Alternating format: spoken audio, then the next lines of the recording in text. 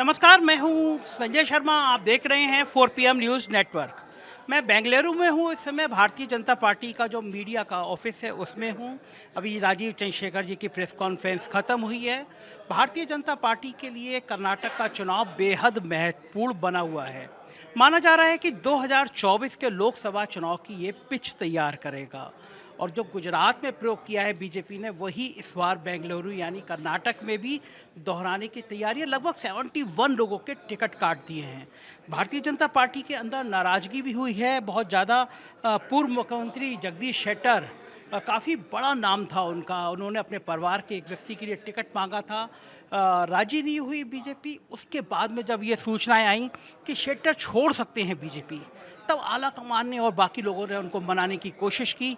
यहाँ तक बताया जाता है कि उनको सेंटर में मिनिस्टर बनाने की बात हुई, लेकिन मामला पटा नहीं और नाराज शेट्टर ने कांग्रेस ज्वाइन कर ली। अकेले शेट्टर नहीं है, बाकी भारतीय जनता पार्टी के कुछ नेता हैं, के रघुपति भट्ट, एस अंगारा, ऐसे रामदास नेहरू लेकर, इन लोगों ने भी भारतीय जनता पार्टी को टाटा बाय बाय बोल दिया है।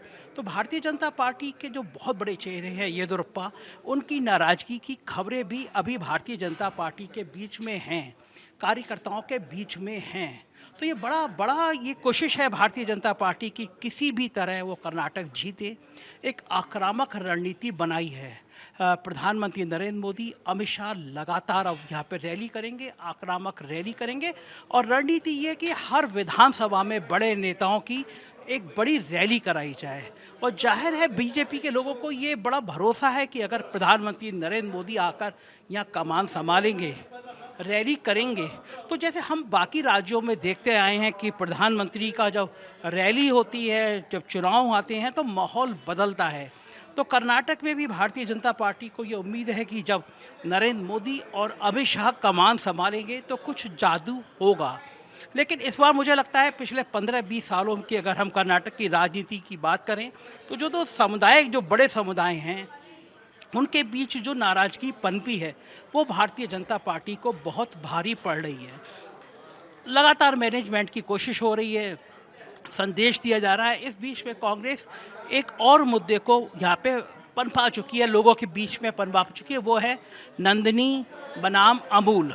नंदिनी यहाँ का बड़ा फेमस ब्रांड है, दूध के उत्पादकों का ब्रांड है। इस बीच में अमूल ने जिस तरह कर्नाटक में एंट्री करने की कोशिश की है, उससे कर्नाटक के लोग नाराज़ हैं। उनको लग रहा है कि सालों से जो प्रचलित ब्रांड है नंदिनी, उस पर कहीं असर पड़ रहा है। तो नंदिनी बनाम अमूल, ये मुद्दा भी यहाँ पे कर्नाटक में बहुत जोर पकड़ रहा है, इसकी सफाई दी जा रही है। और सबसे बड़ा जोर जो कांग्रेस ने पकड़ा है वो है करप्शन का मुद्दा। पिछले दिनों यहाँ पे पोस्टर जारी किए गए थे, उस पोस्टर पे एक स्कैनर लगाया गया था, स्कैन लगाया गया था। आप अपना मोबाइल सामने रखेंगे, स्कैन करेंगे तो एक करप्शन की लंबी सूची सामने आ जाती है। उसमें तमाम जो घोटाले हुए हैं, तमाम जो करप्शन हुए हैं, उनकी बात सामने आ जाती है। तो भारतीय जनता पार्टी को यहाँ पे भ्रष्टाचार के मुद्दे पर बहुत लंबी लड़ाई लड़नी पड़ रही है।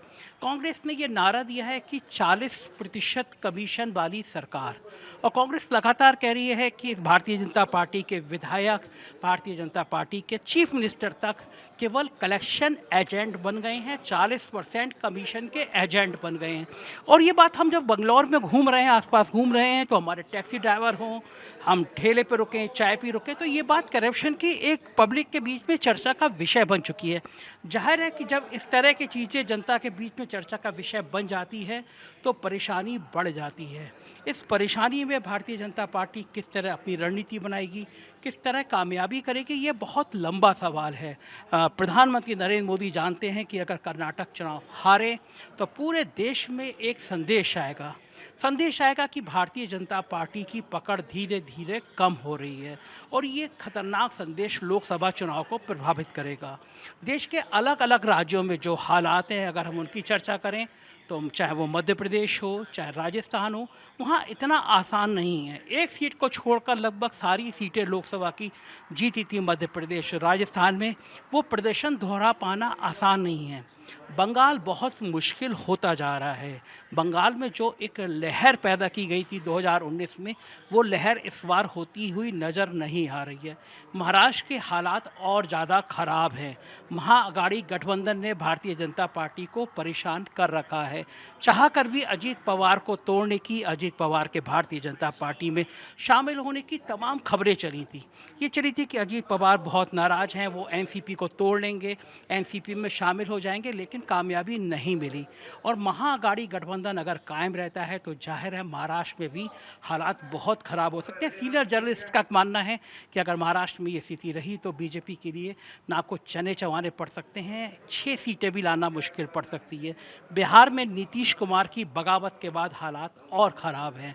अमित शाह जी पहले भी कह चुके हैं कि जहाँ पे दो मुख्य दल हैं, जो लालू यादव, नीतीश कुमार और बीजेपी, तो अमित शाह जी ने पहले भी कहा है कि जहाँ पे ये दो दल इकट्ठे होते हैं तो एक बहुत बड़ी ताकत बन जाते हैं और चुनाव जीत जाते हैं।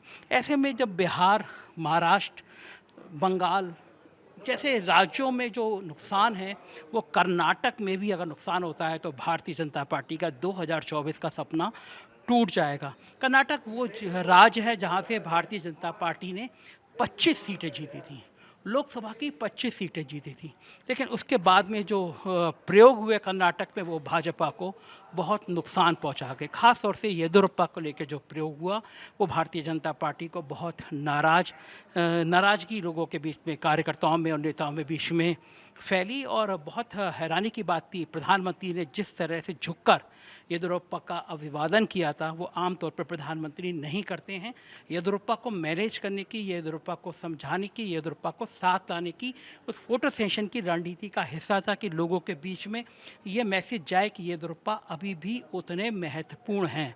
तो कर्नाटक में नया प्रयोग इसीलिए किया गया, 71 टिकट नए दिए गए हैं। तो जो गुजरात में प्रयोग है और बाकी भी राज्यों में भारतीय जनता पार्टी ये प्रयोग आमतौर पर करती रही है कि वो बड़ी संख्या में लोगों के टिकट काट देती है।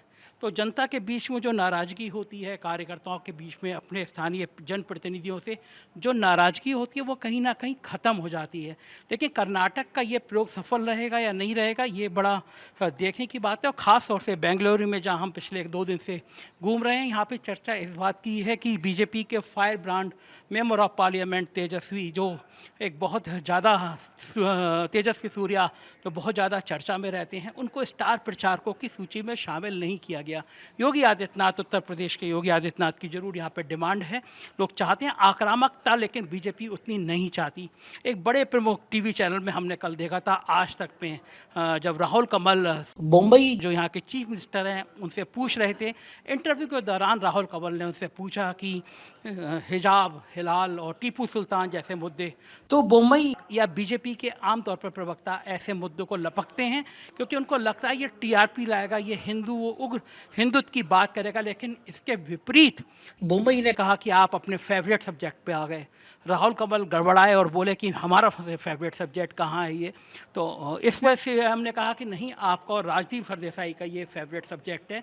और ये बहुत वायरल हो रहा है देश में, और लोग इसको आलोचना भी कर रहे हैं कि, और पूछ भी रहे हैं कि जब मुंबई ने टीपू सुल्तान, हिलाल और हिजाब पर नहीं बोल रहे हैं तो गोदी मीडिया के चैनल के लोग इस तरह की बात क्यों कर रहे हैं।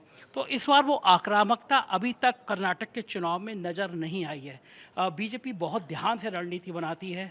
आने वाले दिनों में प्रधानमंत्री नरेंद्र मोदी, अमित शाह के दौरे होंगे और ये दौरे बताएंगे कि क्या रणनीति अपनाएगी।